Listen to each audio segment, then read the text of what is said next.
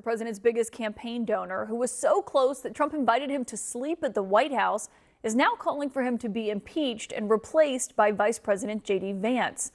The man who was handed nearly unfettered access to the federal government is openly musing about forming his own political party. And the same guy, the billionaire backing the U.S. space program, he's now threatening to take his rockets and go home. What at this time yesterday was a one-sided attack on the president's signature spending bill is no longer just a policy disagreement, not even close. It has now become quite personal, as the president says he thinks he knows why.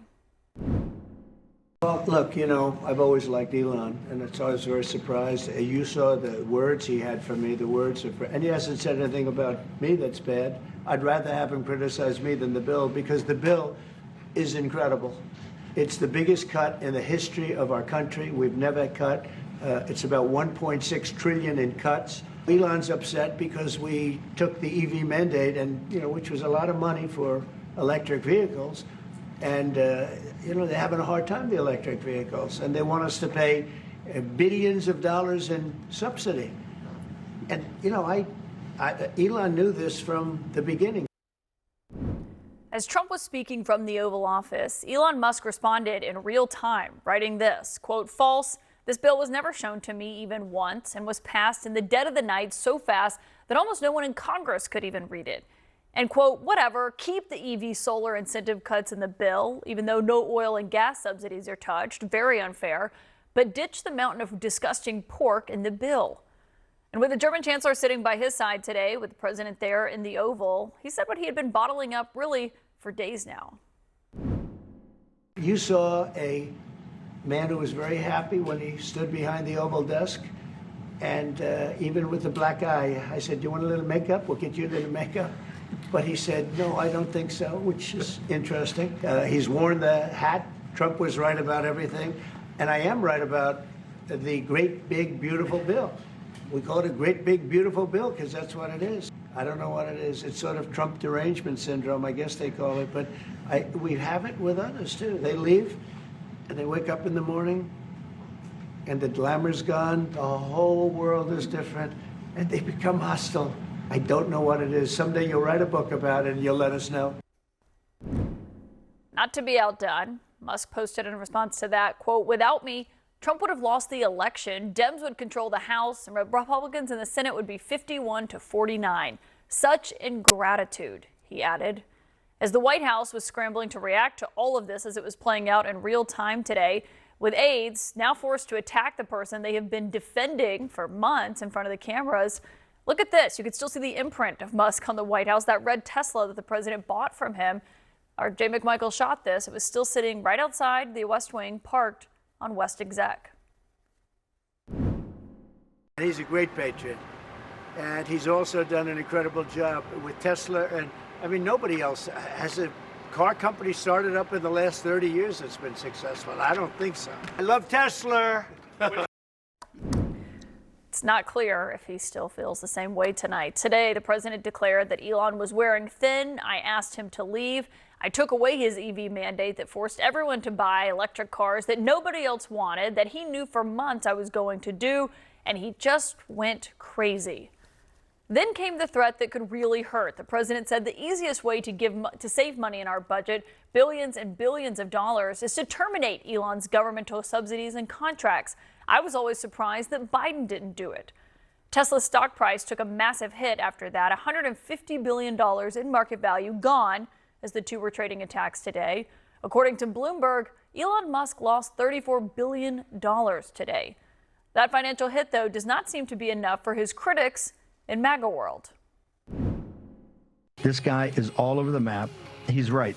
But he's emblematic of these oligarchs. All of them have the maturity of a 9-year-old, and they're dangerous. They're dangerous not just to the president of the United States. More importantly, they're dangerous to this republic and the citizens of this constitutional republic. At one point, the president seemed to maybe be trying to cool things off. He said, quote, "I don't mind Elon turning against me, but he should have done this months ago." And I'm told that allies of both the president and Musk were kind of caught in the middle of all of this today. They were quietly and delicately trying to broker peace between the two men behind the scenes.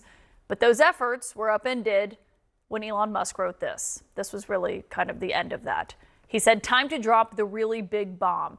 Donald Trump is in the Epstein files. That is the real reason they have not made public. Have a nice day, DJT." Now, I should note tonight, there's no evidence when it comes to what this looks like in terms of the Epstein files beyond that. The White House says his bomb is an unfortunate episode. And several people familiar with what was happening behind the scenes described the Epstein tweet to me as the tipping point, though, in this relationship, now fearing that there is no going back. We have a full house of deeply sourced insiders to start us off on what is a remarkable day at the White House. CNN's Donnie O'Sullivan and Brian Stelter, and also Politico's Dasha Burns and the Associated Press's Sungmin Kim.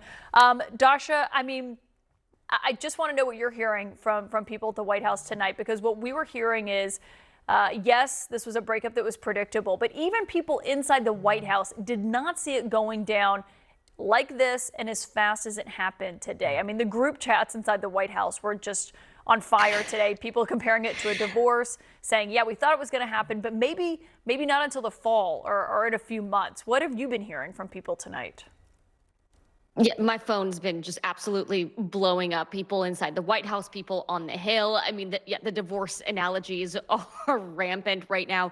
Look, it was the ferocity, how quickly this happened, and once he started going down the rabbit hole of the Epstein files, that's when the conversation with White House allies and people inside of the White House really changed. As I was communicating with folks all day, they were saying this is now going into crazy town. People were telling me that the president is concerned about Elon Musk's well-being, that you saw the reporting as we all did from the Times around the drug use. They didn't expect it to go quite in this direction. And at this point, earlier on, people were saying, look, they fight. These are two titans. They're clashing, but they'll come back together.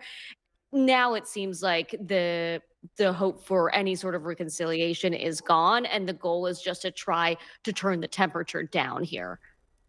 I mean, Sungmin, that's really the question here, is how you turn the temperature down when you have got these two major personalities, two alphas who are trying to essentially outdo one another in terms of inflicting harm, now that this relationship we're watching it totally implode. Yeah, I mean, Elon Musk and Donald Trump hit each other where it hurts the most. They hit each other's egos. And for Elon Musk, Donald Trump really hit at his wallet. So it's really difficult to see what the two sides can do to at least even turn the temperature down a little. But this fight could have really serious actual consequences for President Trump's agenda. I was really fascinated by some of the early comments we were getting from Republican lawmakers on Capitol Hill about the impact on that so-called One Big Beautiful Bill. I mean, there's Ryan Zinke, Republican from Montana. He was Interior Secretary for President Trump in his first term. And he said that you have the richest man in the world and you have the most powerful man in the world going up against each other. It really can put the bill in serious jeopardy. And while I'm a little bit skeptical about I'm just a little skeptical at this point about how much power Elon Musk will have at this point. I think a lot of his power within the Republican Party comes from his proximity to Donald Trump, but it certainly doesn't help when the fate of the bill is already very much teetering on the edge. Yeah, and Donnie, when it started out just, this policy fight on what was happening on Capitol Hill. Obviously, anyone who crosses Trump should expect to face his wrath. It was actually surprising how long he took to respond to Elon Musk. But on the Epstein files, I think I just to properly convey to people who may not be on Twitter as much as you and I are, it is the lowest of the low insults to say to someone in right-wing media or the right-wing atmosphere, oh, you're in the Epstein files. Yes, that really is, that is the kryptonite here. And maybe why Trump finally responded, right? I mean, when it comes to the Epstein files, Epstein lists, whatever folks want to call it, it doesn't actually matter what it is in reality. I mean, there have been names that have been associated with Jeffrey Epstein that have been released through court. Trump's name came out in documents last year, but there was absolutely no accusation of wrongdoing on Trump's part whatsoever. But his name was as somebody who knew Epstein. What is most important, though, is what people in the MAGAverse imagine what this list is to be, right? And this, they imagine, is a list of all the bad people who went to Epstein's Island and who, abused young women and did other criminal things. And what people also believe is that that list is made up of Trump's enemies normally, right? We see there's been many versions of this list that have circulated online. They did this to themselves because it was the Trump orbit that amplified the conspiracy theories about Jeffrey Epstein's list and who was on it and what it meant about those people. And so for Elon Musk to say that is why that kind of takes this to this other level. It doesn't mean anything. It doesn't mean that there was wrongdoing. We don't know that. No. But there's already pictures of Trump and Jeffrey Epstein together. We knew he was a member at Mar-a-Lago and then was removed from the club. But it was kind of the right turning on the right here. 100%. And there is going to be a situation now where people have to choose sides, right? GOP lawmakers are already asking themselves, am I choosing Trump or Musk? I'm sure most of them will choose Trump.